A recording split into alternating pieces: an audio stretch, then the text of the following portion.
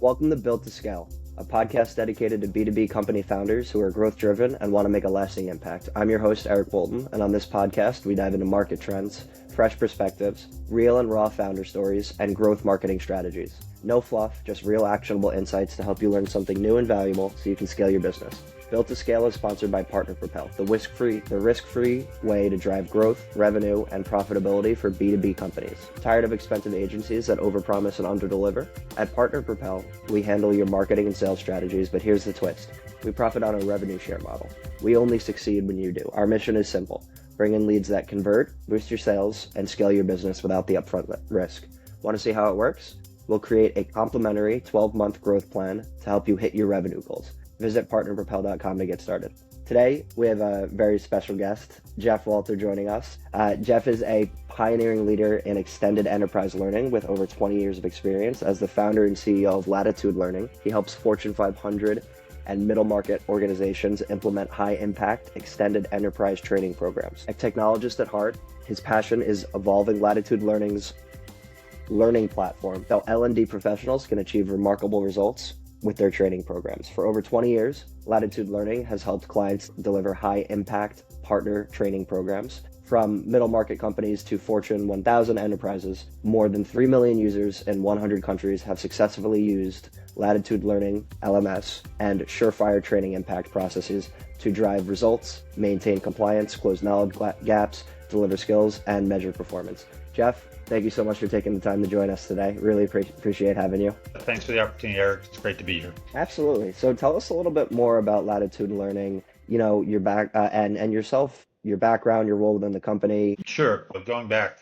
we go back actually a couple of decades, and in 2003, I was able to do a spin-off of Commerce One and the Novations Learning, two companies we combined, and we created Latitude Learning. Originally built, the learning management system was built to do dealer training for some of the large automotives here in Michigan. We're based in Michigan, and we've since taken that and expanded it and really focused on training the extended enterprise, which is training your partners, usually suppliers, customers, resellers, service providers. So that's what we've been doing for a little while now. What are some initiatives that you've taken on recently with the changing landscape? Since Latitude Learning has been around for a long time, over 2 decades, I imagine there's a lot of fluctuation and changes. Can you walk me through something that's happened recently? Yeah, well, two things really. One product related, one not product related. So, to stick with the product side first, or actually reversing that, last year we've always kind of been thought leaders in the industry, and last year we kind of really put all our thought leadership together in creating a what we call the Surefire Training Impact Guide. It's a way to get high impact out of your training programs. It's been really interesting. Over, a big kind of educator guy, really believe in training and knowledge, but it's amazing how If you cut out. I was going to say how little learning tends to be. A lot of training programs tend to be more checking the box, saying that you did it rather than really knowledge acquisition and skill development. I mean, there's a lot of really great programs out there, but after a couple, 20 years in this, I was kind of really frustrated. I'm like, what's missing is a roadmap to kind of get you from kind of a very basic program to a very high impact program. So we put that together last, and I'm out there speaking about it now, and I'm in the middle of writing a book about it. So I'm very excited about that. And then from a product standpoint, we're aligning the product with that formula, that guide, and getting all the features and functions in place. And then within that, like in every other avenue in software today, the big thing is AI and bringing AI into the product. And I did a webinar a couple of weeks ago on the 7 AI use cases for learning and development. And so, we bring those to the product as well. So that's the big fun stuff that we're working on. Let's focus in on AI, because that seems to be the emerging trend. It's impossible to have a conversation about technology and not bring up artificial intelligence. So how are you leveraging AI within Latitude Learning? Is there something specific? Is it more generalized, a platform specific to Surefire Training Impact? What exactly are you leveraging AI for? Yeah, well, so if we look at the Surefire Training Impact, it's a kind of, say, evergreen guideline, a roadmap of, there's 5 stages of program development, from a self-directed to a knowledge acquisition, skill development, individual performance, and team performance. Those are the 5 stages of program and sorry about that. And as you go up that maturity curve, you get a bigger and higher impact. And then within those five, we've identified about 45 best practices. Now, the best practices change as technology changes, right? And so when you look at what's happening with AI and generative AI and analytical AI and simulation AI, we've kind of we sat there and went, okay, how does this apply to learning and development? And we've identified 7 use cases, starting with chatbot support, which has a bunch of stuff going through generative AI to help build course content and other content, using AI to generate assessments and item writing, which is really people have a lot of challenges with that. And then getting into avatar simulations for source skills, VR simulations for hard skills, using analytical AI to actually see what training regimens impact what performance. And then at the end and then the last use case being, okay, now let's start treating you as an individual. If we can assess your knowledge and skills, then we can build a individualized learning plan that gets you to those levels. Rather than what generally happens right now is, everybody's treated as a blank slate, right? You got to go through all the courses, and you got to, think of your university education, right? You come in and you got to get 120 credits, and they have to be of certain things. Now, it doesn't matter if you're a 18-year-old kid right out of high school that, got through with C's, or, a 25-year-old that's been, reading great books and aced everything in high school, went and lived in the world and has read every one of the great books of Western canon. You got to start, right, and get your undergraduate credits. So the individualized learning plan, that's that last piece, would kind of do a big assessment of you and then say, okay, well, this is the knowledges and skills you got to develop, and you're already here, or maybe I'm here, right? So that's the stuff. So those are the 7 use cases we identified, and we're starting to bake them into the product as we can. But like every new technology, you want to take a couple baby steps forward, especially with some of our clients. We have some clients do really high stakes credentialing and stuff like that. So you have some medical boards and things like that. And you don't want to just throw brand new technology in and hope it works. When It's you're coming out cardiovascular surgery or something along yeah, those lines. exactly. We have clients that also they sell, surgical equipment, robotic surgical equipment, and train docs on how to use it, and things like that. I call that high stakes training. But you kind of, the other interesting thing, riffing on that for a second, it's really interesting because for me personally, I've been around a while, and this is the 3rd technological revolution I've gotten to experience. So, back in the beginning of my career, it was the PC and client server. Now that changed everything. And then really, in the 90s into the 2000s, the internet, and we were on the cutting edge of that, and built some practices based on that. And, now we've got this next wave, and it's really, there might be some pattern recognition there. And so on pattern recognition, it's kind of like, I tell the story of every time there's this huge jump forward in technology, it's the same pattern, right? It's like, it's going to change everything, but the proponents are going to overpromise, they're going to underdeliver, and we really don't know how it's going to change everything. So if you think of the internet for a while, if you were around in the mid late 90s, when people are like, well, people put credit cards on the internet and stuff, like back in the 90s, nobody had any inkling of social media. But there you are 15 years later, and really, the things like email and websites and e-commerce and all that, we just think of as nothing. But the real major milestone change to society has really been on the social media front, and that as a communication platform. And so I anticipate something similar with AI. Guys like me, we're at the beginning of this revolution. We come up with these use cases, and it's kind of like paving cow paths. And then 5, 10 years from now, somebody smarter than me, maybe not smarter than you, I don't know you that well, but they'll look at it and think of it in a new way, and all of a sudden 10, 15 years from now we'll be using AI in ways that we never imagined today. We're setting the framework for it. That's pretty much how it goes all the time. Yeah. So exactly.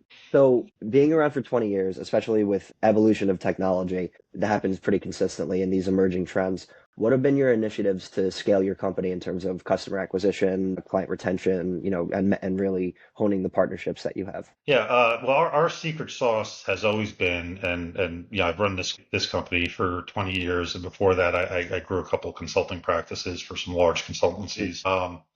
And I've always had the same basic formula. So I'm pretty boring that way. Don't break, don't fix it. Yeah, well, and mine has always been especially in the software industry, it's just deliver what you promise. In our industry, whether you're doing IT consulting or whether you're doing software products, the number of projects that go over budget, the things that, over promised, under delivered, all that type of stuff. And like I said, I've been around for a while, and I'm happy to say that my entire career, I never had a failed project. Now, I will say I've had a lot of projects that have gone way over budget, and my company has just eaten the cost because when we say we do something for a buck, we do it for a buck. So not every project's been a winner financially. So we're not that good. But when we make a commitment, we stick to it, and then that tends to be a differentiator. So that's kind of what I start with. And that leads to long-term client retention. And it's easier to retain a client than it is to acquire a new client. And so that's always been my mantra. We've always been on the delivery side. Do what say what you mean, deliver what you promise, and your clients will appreciate that, especially in the B2B realm. Especially in the B2B Hmm. realm, because I had way back when I was in grad school, I had a professor, entrepreneurial management professor, and he said something really interesting. Usually all the examples they use in B school, a lot of B2C, and we were talking about B2B once, and he said something really interesting, and he said, remember, if you do a B2B business, that money, the person you're selling to, that isn't their money. It's not money to them. It's a budget. So whereas a consumer might be okay with saving a nickel, but things aren't exactly what they wanted, and they didn't get exactly what they wanted, but they saved the nickel. And so the consumer is like, okay, I paid a little less, but I still have that $5 in my pocket, right? In B2B sale, it's just budget to the person. No matter how many zeros it is, it's just budget. And as a human, they're trying to accomplish something. So it's important to them is not necessarily saving that nickel. It's that when somebody says, "I'll do that for a buck," that they actually do it. Because what's really hard for in the B2B context is for that person to go get more money, right? Because they've been given a certain budget to do something over the course of the year, and then if they need more money, they have to go up the chain of command and get more money. Whereas a consumer, if there's an over on it, you just go into your bank account and get a couple extra bucks, right? And so that's always kind of stuck with me, and that goes back to the whole, if you do what you say you're going to do for what deliver on time, on budget as promised, your client will be very grateful because you're helping them achieve what they're trying to achieve within their organization, and then they can trust you.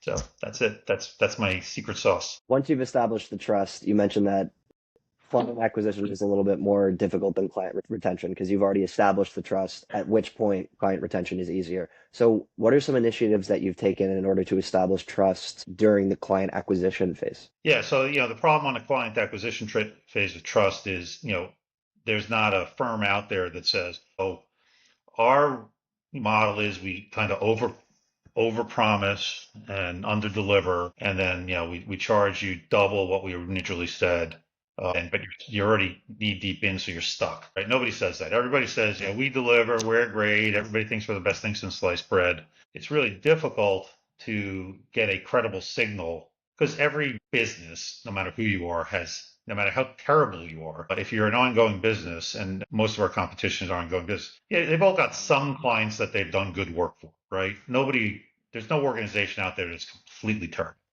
right? So you're trying to look for credible signals to signal to the prospect, but it's references is one thing, testimonials, but everybody has good testimonials, so it's really hard to differentiate yourself.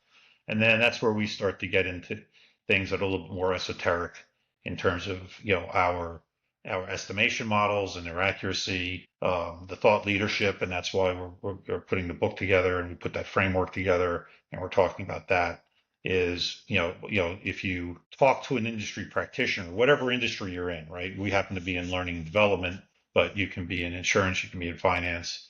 If you can talk their business knowledgeably and you have some insights, that's a credible signal that you know what you're talking about, right? And that's how we try and do that, is get the thought leadership out there, show how they can achieve what they want to achieve through white papers, podcasts, webinars, speaking engagements, all that kind of fun stuff. Establishing that sense of credibility through expertise in the industry.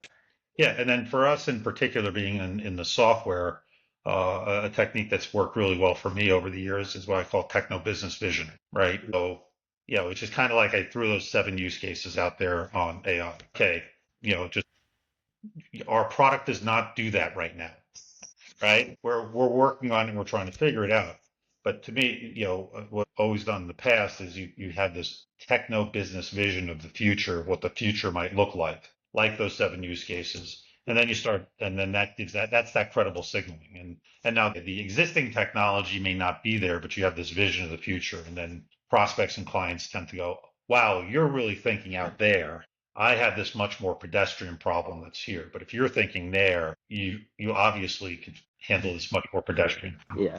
So speaking to that, and this is the last question I got for you, Yeah. long-term vision, what's Latitude Learning's vision for the next 3 to 5 years? Where are you now? Where do you want to ultimately wind up in, a few years? Oh, in terms of the product, it's incorporating some of that functionality that I mentioned and helping our clients go down that roadmap to higher maturity levels from a stage 1 to 2 to 3 on their training program. And really kind of start spreading that word. One thing in our particular industry in learning and development, there's a lot of thought leadership on how to teach a particular course or develop a particular skill, but not on how to build a program. And so, we like to continue to grow Latitude, put all the pieces in place, processes in place to make that happen, continue with the thought leadership and everything that we talked about. But really, I would just like to be part of the movement or solution that helps all of the time and money being spent on training to be used for more to greater effect, right? That's the big thing, because then we're learning quicker, people getting more productive, standard of livings go up, all that kind of fun, good stuff. So, but that's what really motivates me. That's what gets me jazzed. I got it. Same here. So thank you so much, Jeff. Really appreciate it. Your insights were incredible, and I'm sure our audience has learned a lot. Before we go, where can people connect with you or learn a little bit more about your work? You mentioned a book a few times. I imagine that's coming out soon. So if you want to give a shout out there. Yeah, well, that's coming out soon. It'll be called Surefire Training Impact, and it'll be on Amazon. But to connect with us, we're at LatitudeLearning.com. You can connect with me there, through our contact us, or if you want to get a hold of me directly, I'm on LinkedIn as Jeff Walter, CEO of Latitude Learning. So, and I've got a pretty big network, so chances are we'll be able to connect there. So drop me a message there or contact us through our website. Thank you so much, Jeff. To our listeners, if you enjoyed today's episode, don't forget to subscribe, leave a review, and share this episode with somebody who needs to hear it. And one more time, if you want to bring in leads that convert, boost your sales, and scale your business without the upfront risk, head on over to partnerpropel.com to get your free custom 12-month growth plan. Thanks so much again, Jeff. Thank you, everybody, for listening. And remember, growth isn't about working harder. It's about working smarter. Let's scale together. See you next time.